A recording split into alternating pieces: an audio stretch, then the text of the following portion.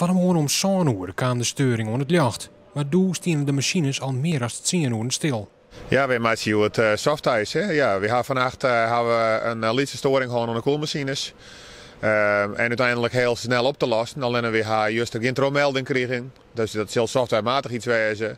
We toch eigenlijk wat lang uitstien had. Nou ja, en dan smelt het vrij gauw. Dus die van de morgen een flinke laag wetter op het ijs. En het ijs dat er wol wie het net sterk genoeg om op te rieden. Vervelend voor het regioteam shorttrekken. Dat het aan het trainen zoeken. Maar goed, het zijn de omstandigheden. Dat kan een keer gebeuren. Maar goed, we zijn redelijk vindingrijk. En we kunnen heel snel schakelen en doen we iets anders. En dat betekent droog oefenen?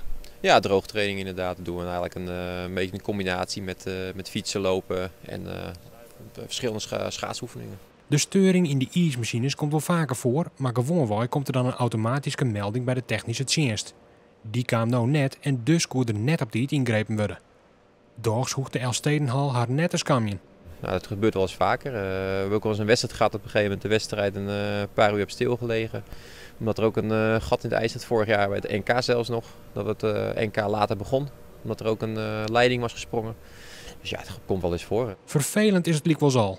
Nou, dit is vooral heel vervelend voor de gebroekers. Die hadden erop rekenen dat ze hier trainen konden, dan we even rieden konden. Maar dit mooie waar, even in de frisse lucht, even een baantje lopen. Dus dat vinden we altijd heel vervelend.